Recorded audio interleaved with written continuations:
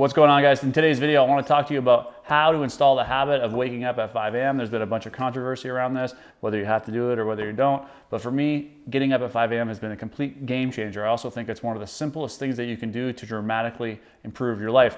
And I was just going through a bunch of my PDFs, and I had an event last year called Your Best Year Ever.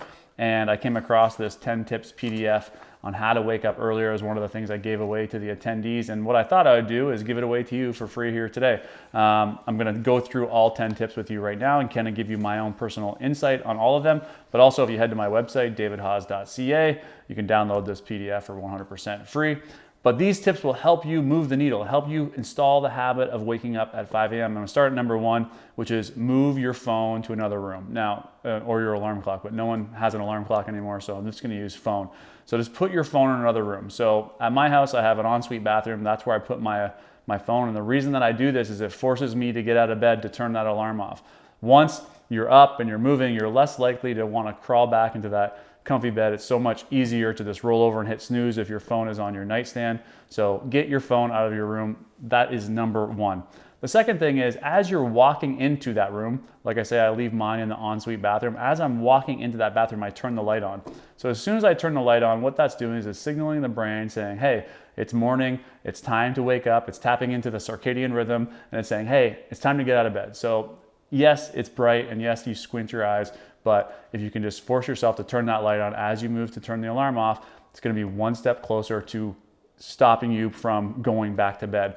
One of the tricks that's actually not in this list is that you only have to fight the urge to go back to bed for about 5 minutes, believe it or not. It's like you don't have to fight it all day long. It's like once you're up and you only have to fight that, it's a really strong desire to go back to bed for about 5 minutes. After you get over that 5-minute hurdle, you're in a good place. You'll be able to stay awake for the rest of the day.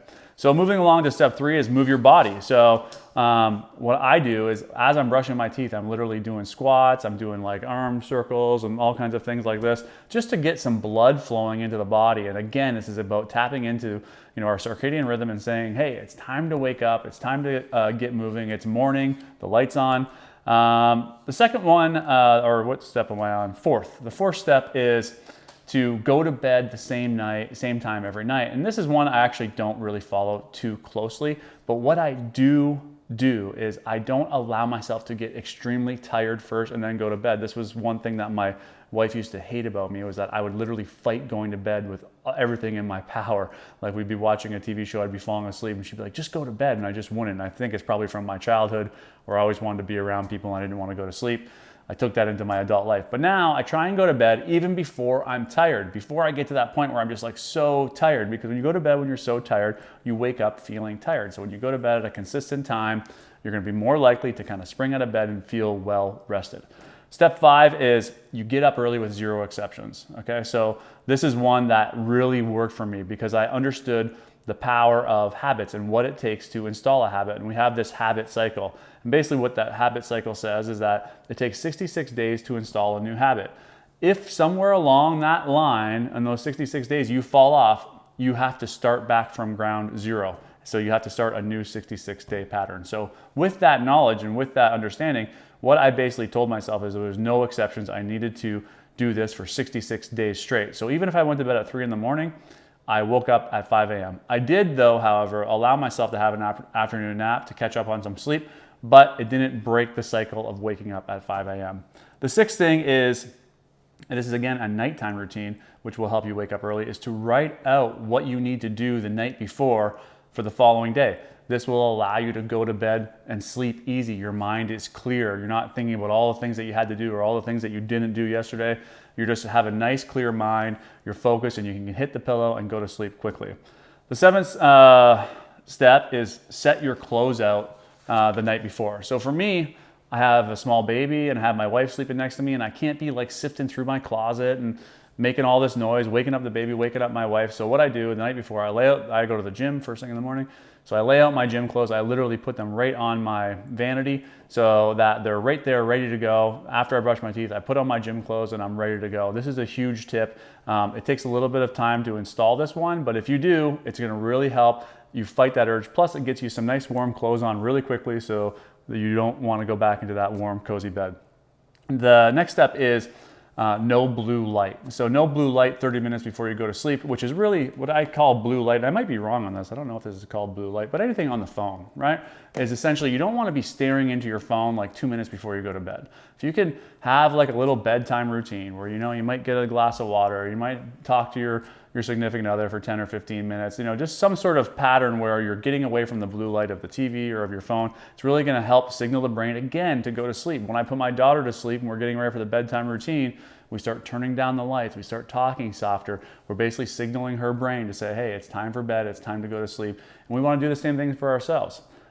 Step 9 is identify what your foundation is. So for me, this is critical, and this is what 5 a.m. really allows me to do, is install this foundation. And what is my foundation? It's those 5 or 10 things that I need to do every single day to make me feel like I'm winning. So like for me, they are waking up at 5 a.m. That's one of my foundations. Journaling, meditating, exercise, learning, planning, eating healthy, drinking water. These are all the things that are super important for me. And if I'm not doing these things, then I can find myself falling off and I feel like I'm just not being myself or my true self. And if I didn't wake up at 5 a.m., I wouldn't allow myself to have the time to do these things. And the final step is step 10. And this is kind of like what I really help a lot of my clients do, is getting aligned with what it is you truly want to do. You have to have that deep internal motivation to get up at 5 a.m. If you're just getting up at 5 a.m. for no specific purpose, meaning you're not trying to improve your life in any way, you're gonna find it very difficult to get out of bed at 5 a.m. And I'm assuming that most people watching this video have some sort of definite purpose that they're striving towards, and that's why they're even watching the video of why they wanna wake up at 5 a.m. So you really gotta get really crystal clear on what it is you want to do with your life.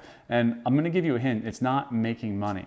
Okay, so it's got to be a deeper purpose than that, because making money will only get you so far and will end up having you fall off on this 66-day pattern that you need to go through to install this habit. So what is below making money? Yes, making money will be the end result of really helping people, but what is it that you really want to do on this earth? What kind of impact do you want to have? If you can answer that question, it's going to give you the motivation necessary to install this habit of waking up at 5 a.m.